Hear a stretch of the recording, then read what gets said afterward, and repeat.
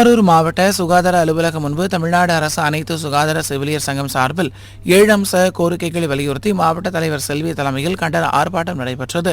இதில் 4000க்கும் மேற்பட்ட கிராம சுகாதார செவிலியர்கள் காலி பணியிடங்களை கிராம சுகாதார செவிலியர்கள் பயிற்சி பெற்றவர்களை கொண்டு மட்டுமே நிரப்ப வேண்டும், தடுப்பூசி பணியில் இடைநிலை சுகாதார பணியாளர்களை உட்படுத்தும் இயக்குநர் உத்தரவை திரும்ப பெற வேண்டும் உள்ளிட்ட 7 அம்ச கோரிக்கைகளை வலியுறுத்தி கோஷங்கள் எழுப்பி ஆர்ப்பாட்டத்தில் ஈடுபட்டனர்.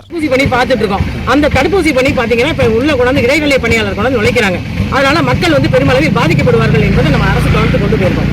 அதனால துணை சுகாதார நிலையங்கள் இலவச குடிப்பு அல்ல, அரசாங்கம் இலவச குடிப்பு கொடுக்கல. கிராம சுகாதார செவிலியருடைய சம்பளத்தில் பிடித்தம் பண்ணப்படுது.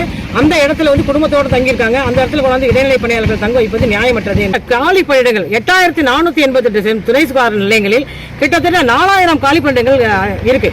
அதை பாத்தீங்கன்னா ஏற்கனவே 1982 மக்கள் தொகைப்படி துணை சுகாதார நிலையங்கள் உருவாக்கப்பட்டது.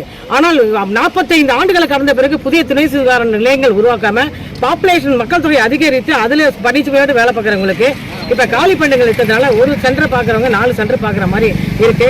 மன அழுத்தத்தோட பணிபுரியுறாங்க. எல்லாமே கம்ப்யூட்டர் மயமாயிடுச்சு. இப்ப கணினி நர்சிங் படித்தவர்களை கொண்டு கணினியை என்ட்ரி பண்ணுங்கன்னு சொல்றதுனால இரவு பகல் பாராம குடும்பத்தை பார்க்க முடியாம மன அழுத்தத்தோடு கிராம சுகாதார செவிலியர்கள் பகுதி சுகாதார செவிலியர்கள்லாம் பணிபுரிகிறாருங்கிற வேதனையை நாங்கள் பலமுறை வலியுறுத்தி அதுக்கான தேர்வு இல்லை. இந்த தடுப்பூசி பணி பார்த்தீங்கன்னா இப்போ உள்ள கொண்டாந்து இடைநிலை பணியாளர் கொண்டு நுழைக்கிறாங்க. அதனால மக்கள் பெருமளவில் பாதிக்கப்படுவார்கள் என்பதை நம்ம அரசு கவனத்துக்கு கொண்டு போயிருக்கோம். அதனால துணை சுகாதார நிலையங்கள் இலவச குடிப்பு அல்ல, அரசாங்கம் இலவச குடிப்பு கொடுக்கல. கிராம சுகாதார செவிலியருடைய சம்பளத்தில் பிடித்தம் பண்ணப்படுது.